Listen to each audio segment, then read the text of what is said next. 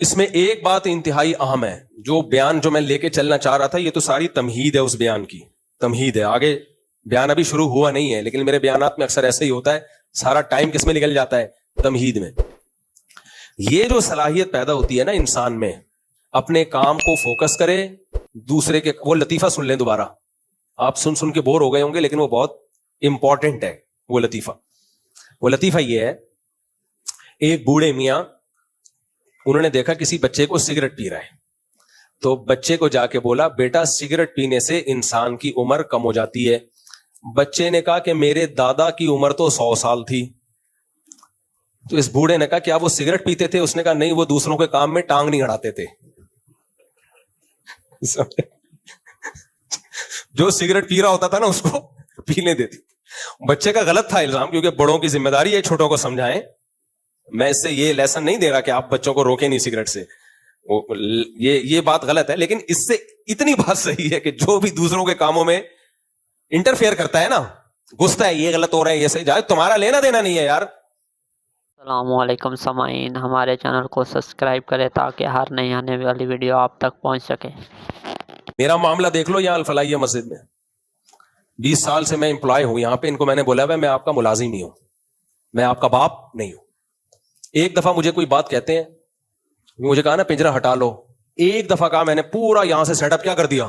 آپ نے دیکھا ہوگا یہاں مرغیاں بطخیں یہ سب گھوم رہی ہوتی تھی نا پیچھے، پوری وہ بکریاں کا پورا. صدر نے ایک دفعہ کہا یہاں سے مفتی صاحب یہ سب ہٹا لو، تو پوچھو ایک سیکنڈ بھی نہیں لگا ہٹانے میں. سمجھتے ہو؟ یہ میں اس لیے بھی وضاحت کر رہا ہوں کہ کچھ لوگوں میں نا بہت چک چک چک چک پخ پخ چل رہی ہے، یہ کیا مفتی صاحب یہاں سے جا رہے ہیں، مفتی صاحب یہاں سے کیا ہو رہا ہے. بھائی کچھ بھی نہیں ہوا. صدر صاحب نے بولا یہ لوگوں کو اعتراض ہے. میں نے کہا لوگوں کو نہیں، آپ بتاؤ آپ کو ہے کہ نہیں. لوگوں کو اعتراض ہو تو مجھے آگے بتائیں. اچھا یہ بھی صدر کا اکثر کمیٹیوں میں ہوتا ہے، جو کرنا خود ہوتا ہے بلی کس پہ ڈالی جاتی ہے؟ پبلک کہہ رہی ہے. میں نے کہا پبلک کہہ رہی ہے نہیں کہہ رہی، مجھے اس سے غرض نہیں ہے، آپ بتاؤ. انہوں نے کہا آپ ہٹا دیں. میں نے کہا ٹھیک ہے ہٹا دیں. لوگوں نے مجھے کہا بھائی کیوں ہٹا رہے ہو؟ میں نے کہا ہمارے باپ کی جگہ نہ ہماری خریدی بھی جگہ ہے بھائی، انتظامیہ کی اجازت سے لگایا تھا. انہوں نے کہا ہٹا لو، تو ہم نے ہٹا لیا. اس سے انسان خوش رہتا ہے، ٹینشن میں نہیں جاتا. ہمیشہ محنت اپنی جگہ جب ہو بھائی، آپ کی اپنی ذاتی پراپرٹی ہو، پھر کوئی ہٹا کے دکھائے، پھر آپ لڑو بھی. ہوتا یہ ہے کہ ہمیشہ اچھا انسان کو افسوس اس وقت ہوتا ہے جب آپ بالکل فیئر چل رہے ہو اور پھر کوئی آپ کے بارے میں خبریں اڑا دے کہ مفتی صاحب قبضہ کرنا چاہتے ہیں. تو یہ بھی ہوتا ہے. اس سے بھی ٹینشن میں نہیں آؤ کہ بھائی ہم نہیں چاہتے، صحیح ہے نا، ہم نے قبضہ کرنا ہوتا کر لیتے. تو آپ بولتے رہو قبضہ کرنا چاہتے ہیں. تو گھر میں دیکھ لو، دفتروں میں دیکھ لو، مسجدوں میں دیکھ لو، جو آپ کے پاس رائٹس ہیں کبھی بھی ان سے تجاوز کرنے کی کوشش بولو مت کرو. مسجد میں کسی کو امام لا کے رکھ لو نا، سارے امام ایک جیسے نہیں ہوتے. تھوڑے دنوں میں وہی امام کیا بنا ہوا ہوتا ہے؟ باپ بنا ہوا ہوتا ہے. کمیٹی کو ٹھڈے لین لگا کے اس نے سائڈ پہ کیا ہوا ہوتا ہے. پھر وہ چندے بھی لے رہا ہوتا ہے ادھر سے ادھر سے، کوئی پوچھنے والا نہیں ہے. تو حیثیت کو تو پہچانے بھائی، تمہاری کیا حیثیت ہے. گھروں میں فسادات، دفتروں میں فسادات. میں مفتی رشید احمد صاحب رحمہ اللہ کو وہ ملفوظ پہلے مکمل کروں. انہوں نے فرمایا کہ جب بھی کسی ادارے میں کسی نظام میں کوئی خرابی ہو، مدرسے میں یا کالج میں، یونیورسٹی میں، دفتر میں، ایک دفعہ بتاؤ کہ یہ غلط ہو رہا ہے. بہت زیادہ کتنی دفعہ؟ 2 دفعہ. بہت زیادہ ہوا تو 3 دفعہ. کا تیسری دفعہ کے بعد مت بتاؤ. پھر فرمایا اب آپ کے پاس آپشن ہے، اگر آپ کو لگ رہا ہے بہت زیادہ غلط ہو رہا ہے تو چھوڑ دو، ٹھیک کرنے کی کوشش مت کرو. وہ ٹھیک نہیں ہوگا، اس سے کیا ہوگا؟ غیبتیں، فسادات، وہ اس کی غیبت، وہ اس کی غیبت، وہ ایسا ہے، وہ ویسا ہے. آپ کی ساری صلاحیتیں جو اللہ نے کسی مثبت کام کے لیے رکھی تھیں، وہ ساری صلاحیتیں برباد کس میں ہو جائیں گی؟ غیبتوں میں برباد ہو جائیں گی آپ کی وہ ساری کی ساری صلاحیتیں. تو اس میں ایک بات انتہائی اہم ہے، جو بیان جو میں لے کے چلنا چاہ رہا تھا، یہ تو ساری تمہید ہے، اس بیان کی تمہید ہے. آگے بیان ابھی شروع ہوا نہیں ہے، لیکن میرے بیانات میں اکثر ایسے ہی ہوتا ہے، سارا ٹائم کس میں نکل جاتا ہے؟ تمہید میں. یہ جو صلاحیت پیدا ہوتی ہے نا انسان میں، اپنے کام کو فوکس کرے، دوسرے کے. وہ لطیفہ سن لیں دوبارہ، آپ سن کے بور ہو گئے ہوں گے، لیکن وہ بہت امپورٹنٹ ہے. وہ لطیفہ یہ ہے، ایک بوڑھے میاں انہوں نے دیکھا کسی بچے کو سگریٹ پی رہا ہے، تو بچے کو جا کے بولا، بیٹا سگریٹ پینے سے انسان کی عمر کم ہو جاتی ہے. بچے نے کہا کہ میرے دادا کی عمر تو 100 سال تھی. تو اس بوڑھے نے کہا کیا وہ سگریٹ پیتے تھے؟ اس نے کہا نہیں, وہ دوسروں کے کام میں ٹانگ نہیں اڑاتے تھے. جو سگریٹ پی رہا ہوتا تھا نا اس کو پینے دیتی. بچے کا غلط تھا الزام, کیونکہ بڑوں کی ذمہ داری ہے چھوٹوں کو سمجھائیں. میں اس سے یہ لیسن نہیں دے رہا کہ آپ بچوں کو روکیں نہیں سگریٹ سے, یہ بات غلط ہے. لیکن اس سے اتنی بات صحیح ہے کہ جو بھی دوسروں کے کاموں میں انٹرفیئر کرتا ہے نا, گھستا ہے, یہ غلط ہو رہا ہے, یہ صحیح, جائے تمہارا لینا دینا نہیں ہے یار. ابھی مولانا طارق صاحب نے سر کے بال لگوائے نا, مجھ سے کتنے لوگوں نے کہا آپ بھی کلپ ریکارڈ کروا دیں. کچھ لوگوں نے ریکارڈ بھی کروائے, اور ریکارڈ بھی کیسے کروائے کہ مولانا کو کیا ضرورت تھی اس عمر میں بال لگوانے کی. تو کسی نے نیچے کمنٹس کیے ہوئے تھے آپ کو کیا ضرورت تھی اگر لگوا لیا تو اس پہ ایک تبصرہ کرنے کی. میں نے کہا بڑا ٹائٹ تبصرہ کیا کسی نے. ان کا بال لگوانا ٹھیک تھا یا نہیں تھا, تو آپ کا تبصرہ کرنے کی بھی آپ کو ضرورت کیا تھی بھائی؟ ان کا پرسنل معاملہ ہے. مجھے بہت لوگوں نے کہا میں نے کہا میں پاگل ہوں کیا, میں فالتو بیٹھا ہوا ہوں, میں کوئی سر پہ بال لگوائے اس کی مرضی, بال اتروائے. ہاں میں ٹنڈ کے فضائل اور بالوں کے فضائل بیان کر سکتا ہوں جنرلی, کہ یہ جو خانقاہوں میں ٹنڈ کا رواج ہے کہ دہشت گردی کا جڑ سے خاتمہ کر دیا جاتا ہے, مجھے کم از کم پرسنلی یہ پسند نہیں ہے. لوگ سمجھتے ہیں کہ یہ سنت ہے, سنت بال رکھنا ہے, ٹنڈ کرانا سنت نہیں ہے. کرا لو کسی کو اچھا لگتا ہے, یا کوئی تربیت کے لیے کسی کی ٹنڈ کرا دے, کسی بچے میں زیادہ شوبازیاں آ رہی ہیں, پفیں بنا رہے ہیں, تو ابا کہتے ہیں دہشت گردی کو جڑ سے اڑا اڈا ہی تاکہ اس کی تربیت ہو, وہ ٹھیک ہے. تو خانقاہ میں اگر کوئی پیر و مرشد اپنے کسی مرید کو دیکھیں اس میں شوبازی کا عنصر بہت ہے, تو دہشت گردی کے جڑ سے خاتمے کے لیے وہ ٹنڈ کرا دیں تاکہ تیرے اندر جو شو مارنے کی عادت ہے وہ ختم ہو. تو وقتی طور پر یہ تربیت کے لیے ٹھیک ہے, لیکن اس کو لازمی حصہ بنا لینا, جیسے بعض لوگ اس کو دینداری سمجھتے ہیں, پورا گروپ جا رہے ہوتے ہیں, سب کی ٹنڈیں ہوتی ہیں, مخصوص ٹوپیاں, مخصوص کپڑے, تو یہ تو دھڑے بندی ہے بھائی. اسلام میں دھڑے بندی نہیں ہے, سب جیسے سارے مسلمان رہتے ہیں آپ بھی ویسے ہی رہو. کچھ دن پہلے ایک صاحب آئے, اتنے گہرے گھنے بال ان کے, اور پورے یہاں تک ایسا لگ رہا تھا, داڑھی بھی بڑی, تو مجھے لگا کہ کچھ جھاڑیوں سے کوئی بندہ جھانک رہا ہے. مونچھیں بھی بڑی بڑی, داڑھی بھی بڑی, بال بھی اتنے بڑے. میں نے کہا یار کوئی ڈر جائے گا رات کو کوئی دیکھ کے, تو تھوڑا چھوٹے کرو ان کو. کہہ رہے آپ نے بھی تو رکھے. میں نے کہا میرے سلکی بال ہیں اور ہلکے بال ہیں, اتنے جنگل نہیں نظر آتا. آپ کے تو بال ایسے ہیں کہ وہ کبوتر انڈے دے گا اس میں آ کے بھائی. تو بہت سے لوگوں کی میں نے خود ٹنڈ کروائی ہے کہ آپ مت رکھو, شریف آدمی لگو گے, چھوٹے بال رکھو آپ, جس سے پتہ نہیں کیا لگ رہے ہو آپ. سلکی بال ہوتے ہیں نا, یا تھوڑے سے ہلکے پھلکے گھنگریالے ہوں تو ٹھیک ہے. بعض لوگوں کے بال بہت زیادہ گھنے ہوتے ہیں, وہ پھر بہت بڑے رکھتے ہیں تو عجیب سے لگ رہے ہوتے ہیں. وہ پھر میرا حوالہ دے رہے ہوتے ہیں جی مفتی صاحب نے رکھے ہیں. بھائی شریعت کو فوکس کرو. ہم اگر ایک خاص لباس پہنتے ہیں تو وہ سنت نہیں بن جاتا. ہماری ایک پگڑی کا اسٹائل ہے تو وہ سنت نہیں بن جاتا. تو ہر آدمی کو جو لباس سوٹ کر رہا ہے, جیسے وہ اچھا لگ رہا ہے, وہ ویسا لباس پہنے. اس میں سب سے پہلے اپنے ماں باپ کی مرضی کو دیکھے, پھر بیوی کی مرضی کو دیکھے. شریعت میں بیوی کو خوش کرنے کا حکم ہے. اگر وہ چاہ رہی ہے کہ یہ والی ڈریسنگ آپ پہ اچھی ہے تو آپ وہ والی پہن لو. آپ بھی تو چاہتے ہو نا بیگم ہماری مرضی کی ڈریسنگ پہنے, تو عورت بھی چاہتی ہے کہ شوہر وہ والی پہنے جو جس میں مجھے اچھا لگے. وہ آپ نے پورا شامیانہ پہن لیا, پھر ٹنڈ کرا لی, تو بیوی کو کہاں اچھا لگے گا بھائی؟ بولے گا میں ٹنڈے سے شادی تھوڑی ہوئی تھی میری, تو پورے پراپر آدمی سے شادی ہوئی تھی. تو خیر, تو اگر آپ چاہتے ہو کہ آپ کی عمر لمبی ہو, 100 سال عمر ہو, تو دوسرے کے کام میں ٹانگ بولو نہ اڑاؤ. ہاں نہیں علی المنکر ضرور کرو. کوئی غلط ہو رہا ہے, آپ سے پوچھا جا رہا ہے, آپ بتا دو غلط ہے. میں ایک مثال دے کے بیان کو ختم کرتا ہوں, جس سے آپ کو پتا چلے گا کہ مثالوں سے نا بات اچھی طرح کلیئر ہو جاتی ہے. ہمارے شیخ حضرت مفتی رشید احمد صاحب رحمہ اللہ تعالیٰ ایک مدرسے میں ٹیچر تھے. سندھ کا کوئی مدرسہ تھا, تو اجلاس تھا بقرعید سے پہلے, سارے علماء جمع ہوئے ہوئے تھے. اجلاس میں یہ طے پایا کہ بقرعید میں جانوروں کی کھالیں جمع کرنے کا کام ہم نے طلبہ کے ذمے لگانا ہے. تو طلبہ کو ہم مختلف جگہوں پہ بھیجیں گے, وہاں سے کھال لے آؤ, وہاں سے کھال لے آؤ. تو اس کی تشکیلات ہو رہی تھی, مشورے چل رہے تھے. ہمارے جو شیخ حضرت مفتی رشید احمد صاحب تھے, وہ اس مدرسے میں ایک سینئر ٹیچر تھے, وہ چپ بیٹھے ہوئے تھے, ایسے نا بالکل خاموشی سے بیٹھے.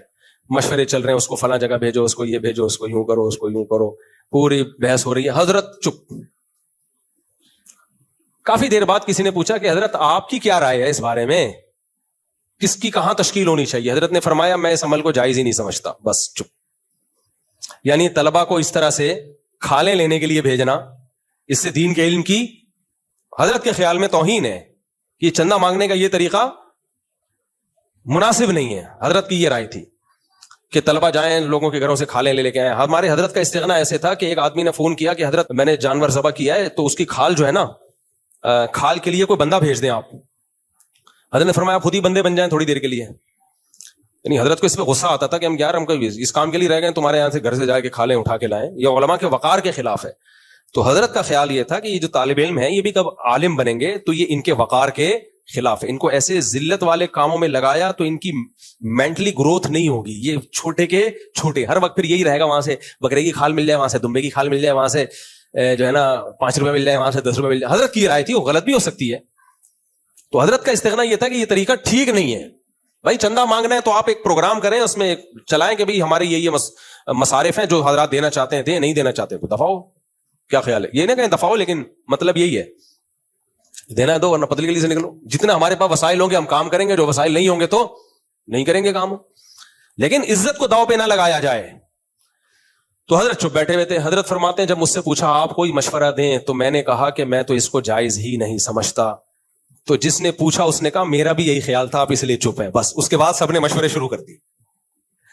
حضرت فرماتے ہیں دیکھو میرا فرض ادا ہو گیا, میں نے صرف ایک دفعہ کہہ دیا کہ میں اس کو جائز نہیں سمجھتا. یہ نہیں کہ میں اس مجلس سے اٹھ کے بائیکاٹ کیا, جا رہا ہوں میں, تم لوگ طلبہ کو ذلیل کر رہے ہو, بند کرو یہ مدرسہ, اور پھر پورے سال محتمم اور طلبہ کے خلاف مہم چلانا شروع کر دیو.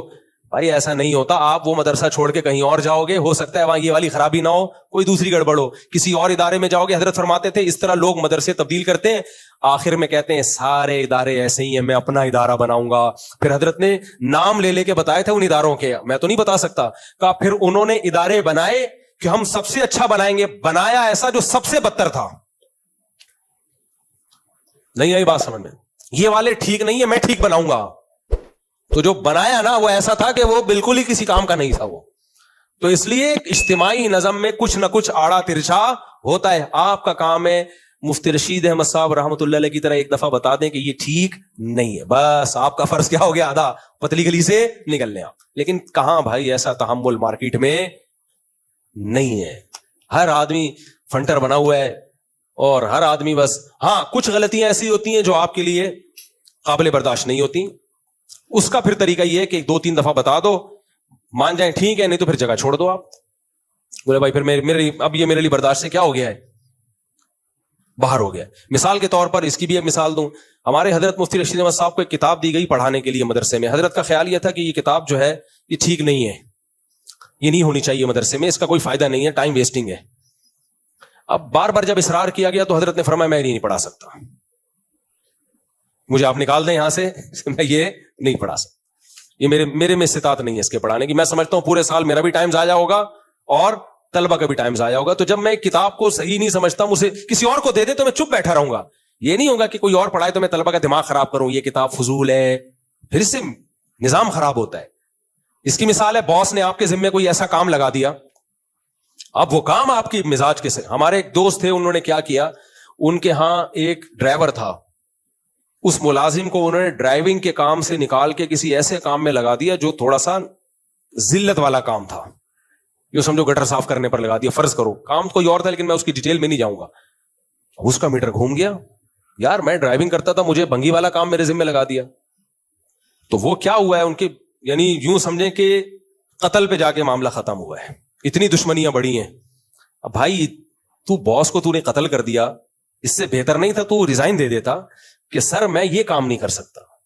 بس وہ دل میں نا نفرت لے کے بیٹھ گیا کہ یار میری انسلٹ ہو رہی ہے, میں پہلے ڈرائیور تھا, پہلے بھی ملازم تھا, اب بھی ملازم ہے, مجھے گٹر صاف کرنے پہ لگا دیا. بھائی تم سیدھا سیدھا اس کو لکھ کے دے دو کہ سر یہ مجھ سے نہیں ہو سکتا. ہو سکتا ہے وہ آپ کی جاب چینج کر دے, اس کو کیا پتا, آپ گٹر صاف کرنے پر لگ گئے, وہ سمجھ رہے کہ یار خوشی خوشی کر رہا ہے. تو ایسے موقع پہ ایک دفعہ اپنی رائے کا بھرپور طریقے سے اظہار کر دیا جائے کہ it isn't possible for me to do this. English میں کہو گے, گوگل سے ٹرانسلیٹ کر کے دیکھے گا, وہ اثر زیادہ ہوگا اس کے اوپر. اردو میں بولو گے تو نہ ڈرے گا نہ کوئی زیادہ اثر لے گا. انگلش میں بولو گے تو سمجھے گا کہ یار یہ تو کوئی بہت ہی اوپر لیول کی چیز ہے. یہ بھی ایک سیاست ہے آج کل. کوئی بات کسی کو, میں نے ایک بیان کیا ڈاکٹر فرحت ہاشمی سے متعلق, وہ لوگوں نے مجھ سے پوچھا تھا, میں نے کہا بھائی وہ مفتی نہیں ہے, ویسے ان کی لیکچروں سے بہت فائدہ ہوا ہے, مسائل کا علم ان کے پاس نہیں ہے. اتنے لوگوں کے نیگیٹو کمنٹس, کسی نے لکھا ہے تجھ سے زیادہ پڑھی لکھی ہیں, وہ یہ مفتی تجھ سے زیادہ پڑھی لکھی ہیں. ہمارے ہاں پڑھا لکھا پتہ ہے کسے کہتے ہیں, جس کو انگلش آتی ہو.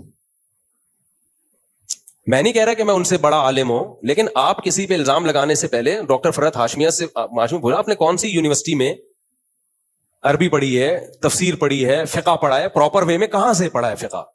ٹھیک ہے آپ کو درس قرآن آتا ہے اور ہم ان کی خوبی کو مان رہے ہیں, اس کی وجہ سے بہت ساری لڑکیوں نے پردہ کیا ہے, لیکن کسی کو کل بنا دینا, ہمیں آپ جاہل کہو. ملک کے سارے علماء جاہل ہو گئے جو اتنے 20-30 سالوں سے مدرسوں میں بخاری پڑھا رہے ہیں, فقہ پڑھا رہے ہیں, قرآن پڑھا رہے ہیں, سب کے مقابلے میں ایک خاتون کے فتوے کو ترجیح دینا, یہ عقیدت میں غلو ہے. آپ ہمیں کہہ دو جاہل ہیں, لیکن ہمیں ہمارا لیبل لگا کے سب علماء کو کیا کہا جا رہا ہوتا ہے, اب ان مولویوں کو کیا پتا. تو وہ پڑھا لکھا ہونا ہماری نظر میں پتا ہے پاکستانی کس کو, جس کو انگلش کے کچھ الفاظ بیچ میں آ رہے ہیں آپ کی اسپیچ میں, لوگ کہتے ہیں یار ایجوکیٹڈ پڑھا لکھا آدمی ہے. بھائی پڑھا لکھا ہر فیلڈ کا الگ ہوتا ہے. ڈاکٹروں کا پڑھا لکھا وہ ہوتا ہے جو میڈیکل سائنس میں ماہر ہو, جتنی مرضی انگلش بولتا ہو. اگر وہ میڈیکل سائنس میں ماہر نہیں ہے تو ڈاکٹروں کا وہ پڑھا لکھا نہیں کہلائے گا. انگریزوں میں تو بچہ انگلش بولتا ہے. میں امریکہ کینیڈا میں ایک سے ایک جاہل سے ملا ہوں جو فرفر انگلش بول رہا ہے, کخ بھی نہیں آتا ان کو. اتنے بڑے بڑے فارغ لوگ ہیں نا ان ملکوں میں, انگلش آتی ہے ان کو, وہ یہاں آ جائے. ایک صاحب نے مجھے کہا مفتی صاحب اس کو یہاں لے جاؤ, پاکستان کی یونیورسٹیوں میں اس کے لیکچر لوگ سنیں گے, انگلش فرفر بولتا ہے. میں نے کہا تو آ جا ہمارے ساتھ, میں یونیورسٹی میں تیرے لیکچر کرواؤں گا, 2-4 مضمون میں تجھے لکھ کے دوں گا, وہ رٹا لگا کے یاد کرنا انگلش میں. لوگ کہیں گے آج نہ ڈاکٹر اسرار, نہ ڈاکٹر ذاکر نائک, نہ مفتی تقی عثمانی, اگر کوئی ہے تو یہ, حالانکہ وہ بالکل کیا ہوگا, فارغ. تو یہ ہماری جہالت ہے کہ انگلش آنے کو ہمارے ہاں کیا سمجھا جاتا ہے, علوم, علم نہیں علوم سمجھا جائے. تو انگلش تو ایک زبان ہے میرے بھائی, اچھی بات ہے انگلش آنا, لیکن اگر آپ نے جس فیلڈ میں مہارت آپ کو حاصل کرنی تھی وہ پراپر وے میں نہیں پڑھا ہے, تو آپ کو فارسی آتی ہو انگلش آتی ہو, اس سے کوئی فرق نہیں پڑتا. جی بڑا بہترین سوال کیا رفیع بھائی نے. کہتے ہیں بھائی حدیث میں تو آتا ہے جب ہاتھ سے روک سکتے ہو تو ہاتھ سے روکو, زبان سے روک سکتے ہو تو زبان سے روکو. حدیث کی پوری الفاظ کیا ہیں, جب ہاتھ سے روک سکتے ہو تو ہاتھ سے روکو اگر روکنے کی طاقت ہو, اگر طاقت نہیں ہے تو پھر زبان سے. تو آپ کو طاقت ہے اپنے باس کو تبدیل کرنے کی؟ نہیں ہے نا طاقت. نظام طاقت کا مطلب یہ نہیں ہوتا کہ یوں کر کے روکا, آگے جو اس کے نتائج نکلتے ہیں, آگے نتائج یہ نکل رہے ہیں, کمپنی کا بیڑا غرق ہو گیا, مدرسے ٹوٹ گئے, سب ایک دوسرے کی غیبتوں میں لگے ہوئے ہیں, اس کا مطلب طاقت نہیں ہے. طاقت کا مطلب یہ روکنے کا فائدہ ہو, فائدہ زیادہ ہو, نقصان کم ہو. اگر نقصان زیادہ ہو رہا ہے فائدہ کم ہو رہا ہے, اس کا مطلب طاقت نہیں ہے. تو طاقت میں یہ چیز داخل ہے کہ آپ کے نہی عن المنکر کے نتائج کیا نکل رہے ہیں. ابراہیم علیہ السلام اپنے باپ کو زبردستی روک سکتے تھے, ہاتھ پکڑ لیتے ان کا, لیکن رزلٹ کیا نکلتا, پورا خاندان ٹوٹ جاتا اور دشمنیاں بڑھتی. تو بھائی یہ مطلب یہی ہے کہ طاقت نہیں ہے, تو اس کے سائیڈ افیکٹ زیادہ ہوں. تو اس لیے پھر زبان, اور زبان سے بھی اگر آپ کا خیال ہے کہ میں نے جب بولا تو اس کے منفی پہلو زیادہ نکلیں گے تو پھر بولنے پر بھی پابندی ہے. ہمارے ہاں ان تمام چیزوں کو نظر انداز کر کے بس بولو بولو بولو بولتے چلے جاتے ہیں, دیکھتے ہی نہیں کہ آگے نتائج کیا نکل رہے ہیں. تو یہ غلط ہے. اللہ تعالیٰ سمجھنے کی, عمل کی توفیق